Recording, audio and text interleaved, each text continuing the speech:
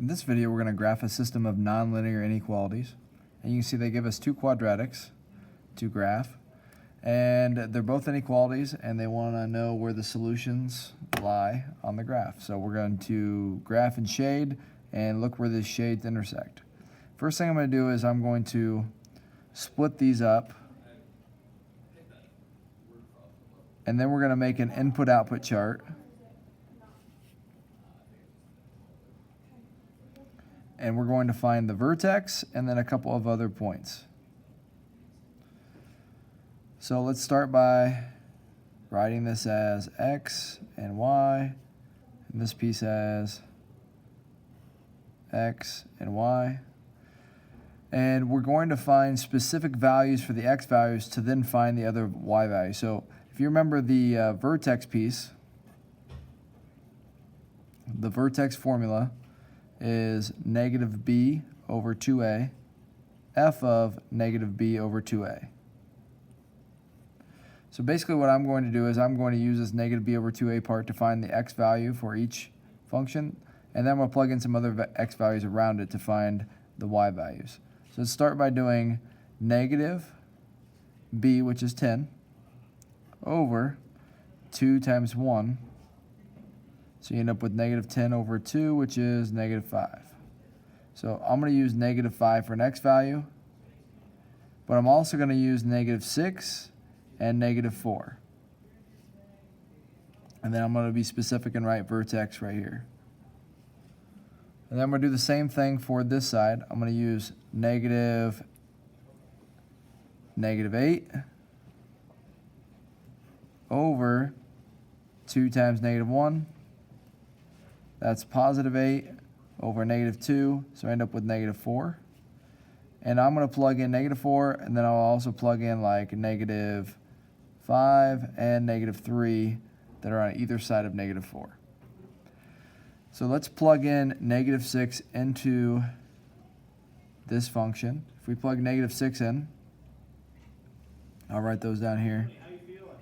We get, well, let's use a calculator to do this. It'll be easier. So I'd have negative 6 squared plus 10 times negative 6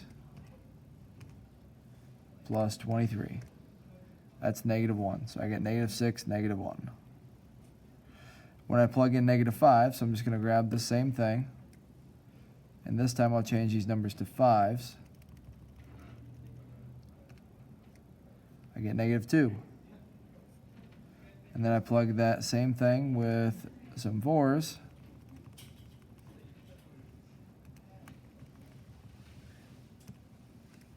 I get negative 1 again. So now I got 3 coordinates that I can graph for that parabola. Then we're going to do the same thing over here. We're going to start with, we'll go with negative 5 to start. So negative 5. Well, I better put negative. So this is negative 5 squared minus 8 times negative 5 minus 13. You get 2. So then we're going to take that same line and we're going to plug in negative 4.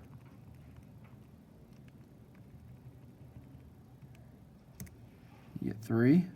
Remember, this is the vertex.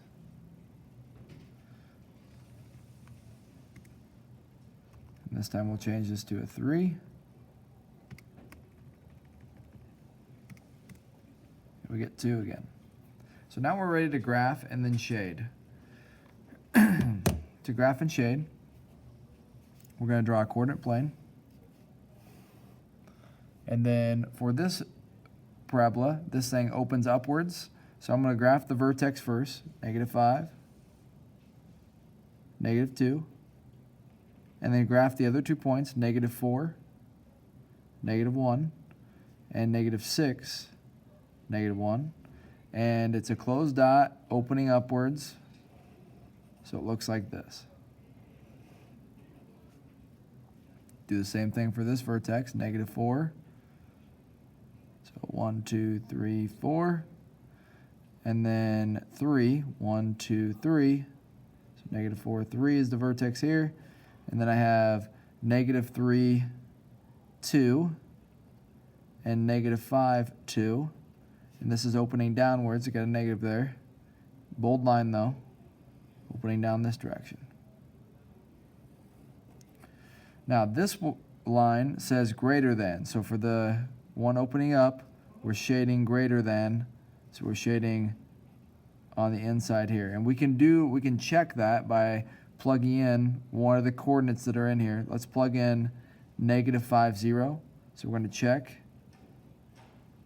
negative 5, 0 to see if it's a solution.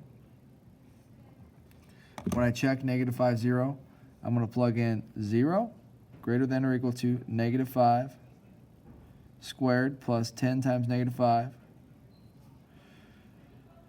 plus 23. This gives you negative 2, so 0 greater than or equal to negative 2. That's true. So yes, we are shading the correct direction. On the other one, it says that it's less than the line, so it's going to be shaded in here. But I better check that. Let's check negative 4, 0.